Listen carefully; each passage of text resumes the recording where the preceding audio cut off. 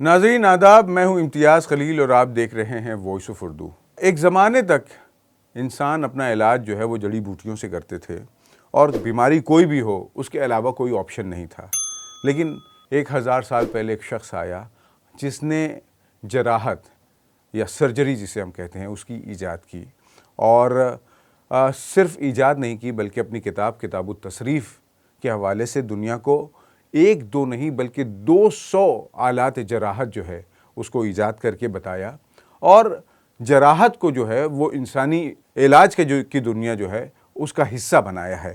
اچھا، جراحت بھی صرف یہ کہ اس کا فلسفہ پیش نہیں کیا بلکہ جراحت کی۔ آنکھ جیسی نازک چیز میں موتیا بند کا جو پہلا آپریشن کیا اسی شخص نے کیا، ایک ایسا شخص جس نے میڈیکل سائنس میں ایک انقلاب پیدا کر دیا، جن کا نام ابوالقاسم الزہراوی ہے، جسے ویسٹ البوکیسس کے نام سے جانتا ہے۔ آئیے مسلم سائنسداں سیریز کا ایک بہت اہم نام آپ کے سامنے پیش ہے۔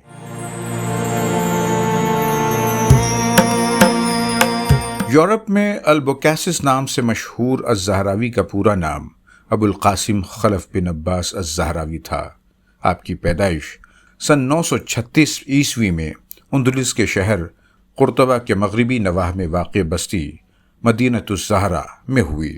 اس بستی سے نسبت کی بنیاد پر ہی آپ سارے عالم میں الزہراوی کے نام سے مشہور ہوئے۔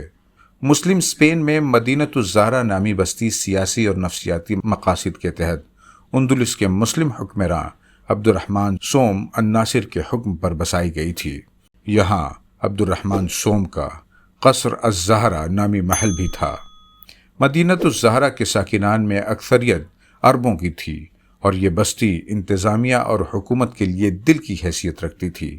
مورخین کے مطابق الزہراوی کا تعلق عرب کے انصار قبیلے سے تھا۔ اسی بنیاد پر بعض مورخین الزہراوی کے نام کے ساتھ انصاری بھی لکھتے ہیں۔ بنو امیہ کے دور میں اسپین یا اندلس کی مملکت اسلامیہ میں شمولیت کے بعد الزہراوی کے اجداد حجاز سے ہجرت کرتے ہوئے اسپین میں آباد ہو گئے تھے۔ مدینۃ الزہرا میں روایتی ابتدائی تعلیم کے بعد الزہراوی نے اعلیٰ تعلیم کے لیے قرطبہ کا رخ کیا، جو اس وقت تک دنیا میں علم و ثقافت کا ایک اہم مرکز بن چکا تھا۔ خلیفہ الحکم ثانی کی سرپرستی میں پروان چڑھنے والی لائبریریاں، مساجد اور درسگاہیں قرطبہ کو ایک متمدن شہر میں تبدیل کر چکی تھیں۔ قرطبہ کا علم پرور ماحول الزہراوی کے حق میں مفید ثابت ہوا۔ یہاں آپ نے فن طب میں کامیاب تجربات کرتے ہوئے شہرت حاصل کی، اور جلد ہی الزہراوی کے کارنامے حکمراں عبد الرحمن سوم الناصر تک پہنچ گئے، جو علم و ہنر کا قدرداں اور فن تعمیر کا دل داتا تھا۔ عبد الرحمن الناصر نے الزہراوی کی صلاحیتوں کو دیکھتے ہوئے آپ کو شاہی شفا خانے کا نگراں و منتظم مقرر کر دیا۔ آپ کو معلوم ہو کہ 10ویں صدی عیسوی کا وہ زمانہ علاج بالدوا کا زمانہ تھا۔ جراحت رائج تو تھی، لیکن اطباء یا طب پڑھنے والے لوگ جراحت کو سنجیدگی سے نہیں لیتے تھے۔ اس وقت جراحوں کی حیثیت وہی تھی جو موجودہ زمانے میں ہڈیاں بٹھانے والے پہلوانوں کی ہوتی ہے۔ اس دور میں قرطبہ کے شاہی شفا خانے میں تقرری کے بعد الزہراوی نے جراحت میں نئی راہیں تلاش کرنے کا آغاز کیا۔ یہاں الزہراوی نے اپنے تجربات کے ذریعے جراحی کو طب میں باقاعدہ طور پر ایک شعبے کی شکل دی اور کئی حیرت انگیز آپریشنز کیے۔ اپنے تجربات و نتائج سے الزہراوی نے دنیا کو بتایا کہ جراحی کو دوا سے مربوط کرتے ہوئے حیرت انگیز نتائج حاصل کیے جا سکتے ہیں، اور آپ نے یہ باتیں صرف ہوا میں نہیں کیں بلکہ اس کی مثالیں بھی پیش کی۔ فن جراحت یا سرجری میں الزہراوی کے کارناموں کی طویل فہرست ہے۔ آپ نے زخموں کو داغ دے کر خون کا رساؤ بند کرنے اور انہیں انفیکشن سے محفوظ رکھنے کا طریقہ متعارف کرایا، جسے جدید اصطلاح میں کیٹرائزیشن کہا جاتا ہے۔ آپ نے مثانے کی پتھری کو ختم کرنے اور بقدر ضرورت اسے آپریشن کے ذریعے نکالنے کا بھی طریقہ بیان کیا۔ آپ نے آنکھ کا نازک آپریشن کرتے ہوئے موتیا بند کی تکلیف دور کرنے کا بھی طریقہ ایجاد کیا، جو آج بھی رائج ہے۔ آپ نے جہاں ٹوٹی ہوئی ہڈیوں کے جوڑنے کے طریقے بتائے، وہیں یہ بھی بتایا کہ بہت زیادہ ٹوٹ گئی ہڈیوں کو آپریشن کے ذریعے الگ کس طرح کیا جا سکتا ہے۔ وہ الزہراوی ہی تھے جنہوں نے یہ بتایا کہ دانت کے شدید درد کی صورت میں متاثرہ دانت کو محفوظ سرجری کے ذریعے الگ کیا جا سکتا ہے۔ الزہراوی ہی وہ پہلے انسان تھے جنہوں نے جراحت کے ذریعے بچے کی ولادت کا وہ طریقہ دریافت کیا جسے جدید اصطلاح میں وولچرز پوزیشن کہتے ہیں۔ الزہراوی نے کٹی ہوئی شریانوں سے بہنے والے خون کو روکنے کے لیے انہیں باندھنے کے طریقے بیان کیے۔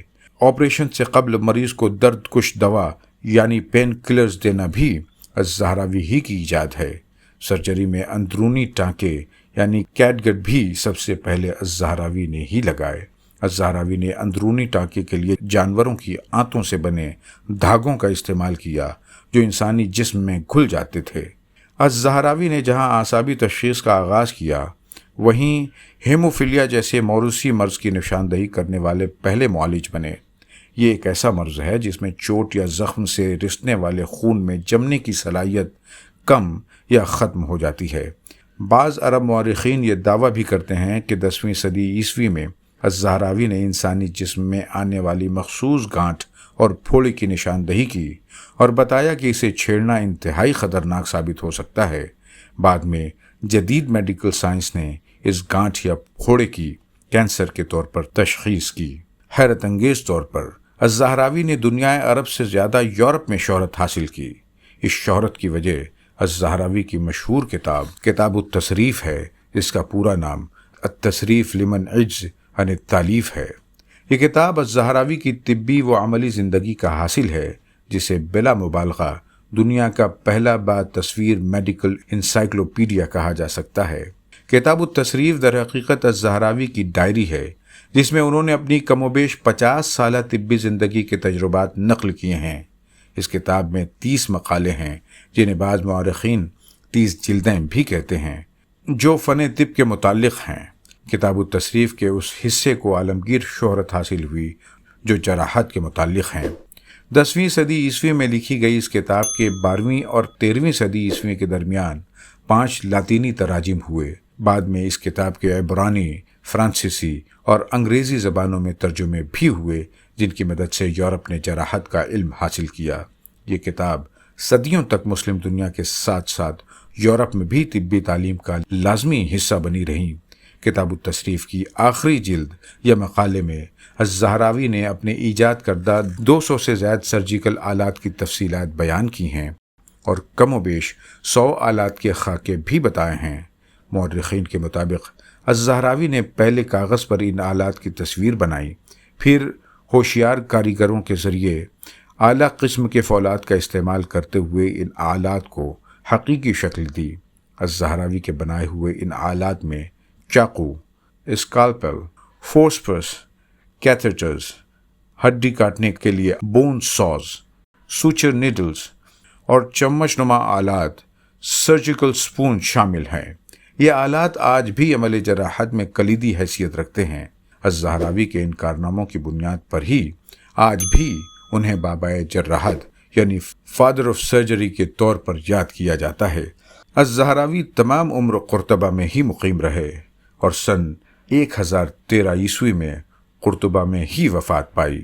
مغربی مفکرین نے بھی کھلے دل سے اعتراف کیا ہے مڈل ایج کے اس عالی دماغ شخص نے سرجری کی ترقی میں بنیادی کردار ادا کیا ہے۔ یورپ کے مشہور اطباء نے الزہراوی کے کاموں سے بھرپور فائدہ اٹھایا ہے۔ معروف فرانسیسی محقق گستاو بانڈ کا کہنا ہے کہ البوقاسس کا نام یورپ میں 15ویں صدی عیسوی میں پہنچا اور اس نے بڑی شہرت حاصل کی۔ 14ویں صدی عیسوی کے بعد یورپ کے جراحوں میں سے بیشتر کا دار و مدار الزہراوی کی کتابوں پر ہی تھا۔ امریکی مورخ و فلسفی ول ڈورانٹ نے اپنی کتاب دی ایج آف فیتھ میں لکھا ہے کہ خلیفہ عبد الرحمن سوم کا طبیب ابو القاسم الزہراوی عیسائی دنیا میں البوکاسس کے نام سے سرفراز ہوا۔ اس کی ضخیم کتاب التصریف میں سرجری پر 3 جلدیں شامل ہیں، جن کا لاطینی ترجمہ کئی صدیوں تک معیاری نصاب بنا رہا۔ ایک اور مورخ جارج ساٹن نے اپنی کتاب introduction to the history of science میں لکھا ہے کہ ابو القاسم عظیم ترین مسلم سرجن تھا۔ انہوں نے نشأت الثانیہ یعنی رینیسانس تک یورپ کی سرجری پر گہرے اثرات چھوڑے ہیں۔ انسائکلوپیڈیا بریٹانیکا کے مطابق اگرچہ مشرقی خلافت کے اطباء نے التصریف کو اکثر نظر انداز کیا، لیکن فن جراحی سے متعلق اس کتاب نے عیسائی یورپ پر بہت گہرے اثرات ڈالے ہیں۔ 12ویں صدی میں جراڈ آف کریمونا نے اس کا لاطینی ترجمہ کیا اور یہ یورپ کی سرجری میں 500 سال تک مستند ترین کتاب کی حیثیت سے مسلم رہی، حتیٰ کہ اس کے اختصار و ایجاز کی بنیاد پر اسے جعلی نیوز کی تصنیفات پر بھی ترجیح حاصل ہے۔ ناظرین کرام، اگر آپ کو ہمارا یہ علمی سلسلہ پسند آ رہا ہو تو ذرائع کرم اسے لائک کریں، چینل کو سبسکرائب کریں اور دوسروں تک بھی اسے شیئر کریں تاکہ اس ٹیم میں کام کرنے والوں کی حوصلہ افزائی ہو سکے۔